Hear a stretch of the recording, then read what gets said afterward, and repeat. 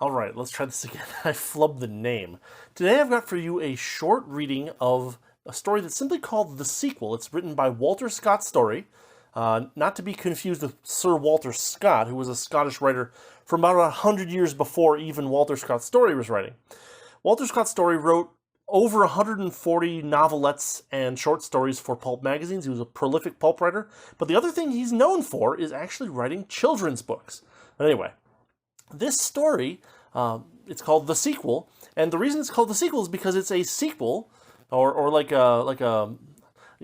almost you'd call it, like a, you might, if you wanted to be mean about it, you could call it fan fiction.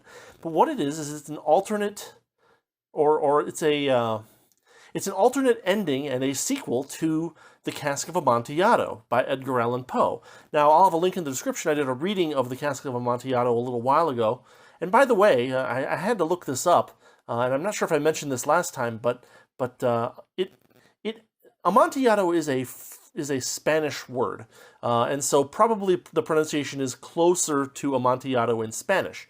But I actually looked it up in the dictionary, and that name, because it's the name of a popular type of wine, has been so, butchered by common use in English that the preferred pronunciation is actually Amontillado, at least according to Merriam-Webster's dictionary. Anyway, here we go. It's a fun little short story, and if you like Edgar Allan Poe, you will like to see this spin on the ending of one of Poe's stories. And without further ado, here we go. The Sequel by Walter Scott Story. Sobered on the instant, the padlock had clicked when Montresor passed the chain about my waist and thus fastened me to the wall. I stood upright in the little dungeon, the blood running cold in my veins. With maniacal laughter, he withdrew from the niche, whipped a trowel from under his robe, and began to wall up the narrow opening. I knew it was not a joke, a drunken jest. I saw that his drunkenness had fallen from him. The dying flambeau fell from my nerveless hand and cast a fitful bloody glow upon the whitened, dripping walls. I shook the chain frenziedly. "For God's sake, Montresor!" I cried.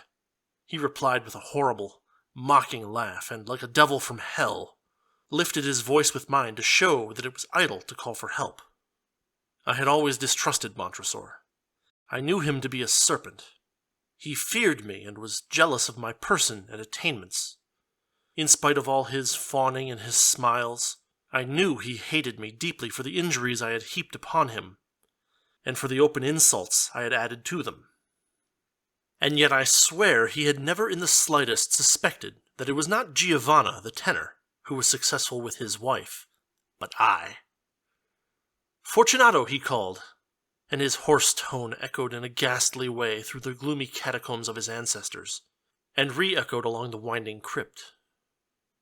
I made no reply. Cold beads of fear started from my brow as I strained against the chain, and listened to the soft thud of the stones he was building into the opening to make my tomb and the accompanying tinkle of his trowel. Even then I admired, perforce, the cleverness with which he had secured his revenge. It was the night of the carnival. He had found me in the streets, dazed with wine, and, pretending that he wanted my judgment on a cask of sherry, had lured my staggering feet into the gloomy passages under his palazzo. And he had brought me into this narrow niche in the castle walls to entomb me alive, where no one would ever find me. It was clever. My memory fails me now, but I doubt not I cried out many times for pity and mercy, and I take no shame in thinking this may have been so. I recall his words and his horrible mouthings as he worked with more haste and zeal than skill. But I was a brave man always. I did not yield myself to fate. It was unthinkable. I, Fortunato, to die walled in by Montresor? I cursed him and his line. I wrenched at the chain with ferocious strength, more eager to have him by the throat than to be free to live. I called upon all the saints, and particularly to my patron saint. You shall see that I was not unheard. The wall grew high to his breast, and in the light of his flambeau set somewhere in the wall outside I could see Montresor's sweating face as he labored with the stones, Suddenly he thrust his torch through the opening, now no larger than his head, and to deceive him I prostrated myself upon the floor, and laughed the laugh of a dying man. I heard the thud of another stone, and looked up quickly. My flambeau had died out. Montresor's had disappeared. And there was no opening. I was in a tomb of stone. Absolute darkness surrounded me, and the walls seemed to press in upon me like icy blankets, and silence as absolute as the darkness reigned. I leaped to my feet. Silence, silence, absolute silence, save for my own labored breathing. Maria, suppose the mortar hardened ere I could throw my weight against the poor wall he had built. Then I were lost. I called out aloud to my holy saint. Lucky it was that I had the bodily strength of two. I strained upon the chain wildly. I seized it in my hands and tore at it with savage determination. I would not die thus. In desperation, frantic with rage and fear, I made one last violent, prodigious effort to free myself, with strength enough to make the palazzo tremble. And in that last great effort the staples of the chain tore loose from the half-rotten stone in which they were fastened. Hot tears of joy welled in my eyes. I vowed 100 candles to the Virgin, but I could not then take time to give thanks. Throwing myself upon the wall Montresor had just reared, my feet desperately braced on the rough floor. I fought for liberty like a tiger. Heavens! It gave! The wall gave!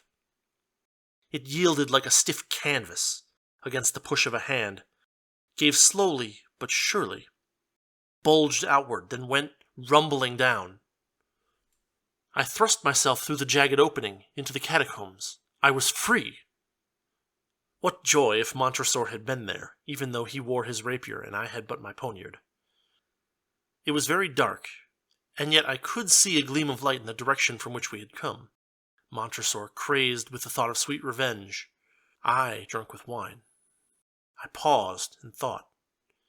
Should I find him in the streets in this gay time and slay him? No.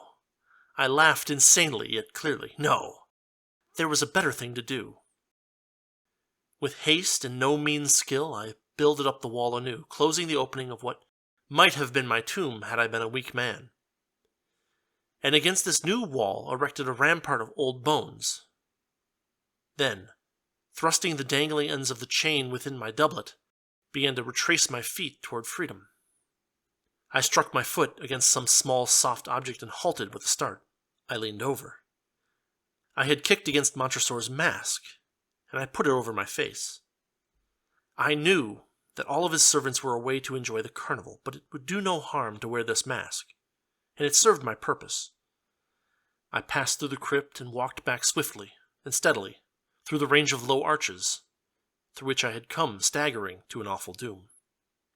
Soon I was above in my false friend's rich suites, in the cheerful glow of many lights, but all was quiet. No one stirred. I was alone, safe. I went light-footed through the deserted house. I could hear the shouts and laughter of the merry people in the street, until I came to the passage leading to the plaza. There I stopped, with the blood jumping through my veins like wildfire. In this hall, in the corner upon a low settee, lay Montresor, sprawling in a heavy stupor, as drunk with wine as I had been when I had trustfully entered within his doors. I paused over his body.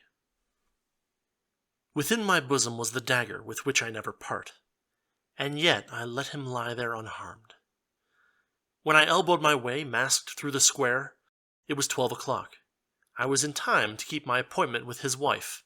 I laughed. What a jest! And Montresor's wife was awaiting me in the usual place. Such a beautiful woman. I really loved her, and I hoped he did. I was as clever as I was brave. I was indeed an exceedingly clever man. I had seen my creditors pressing and all things turning toward ruin, and that was why I had converted everything possible into gold and precious stones. That night I crept unseen into my own house, for which my servants, like Montresor's, had stolen away to enjoy the carnival. And, securing all the wealth I had secreted, was up and away. my chain stricken off by an obscure armorer. I have no doubt that my body servant was executed for the theft of my fortune, as indeed he should have been for watching my belongings so poorly, but I know not. Then we left the city while the streets were still crowded and gay, Montresor's wife and I, and went to England, where we have lived a long life very happily. Years ago I heard a vague rumor that Montresor believed his beautiful wife had gone away with Giovanna, the tenor, who disappeared at about that time. But it was not so.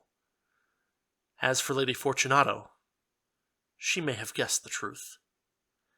And Montresor will believe until he dies that my bones lie crumbling in the little walled-in dungeon below his palazzo. All right, well, that was a neat little turnaround, wasn't it? And it makes some kind of sense, too. Like, what do you call it? Mortar between, like, bricks doesn't actually break down or doesn't actually get hard that quickly.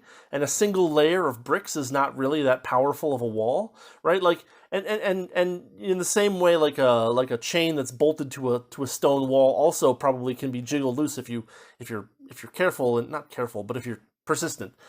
It's also worth noting that this story was another story that was featured in the first issue ever of Weird Tales, and that was another reason why I found it, because I was looking through that particular magazine.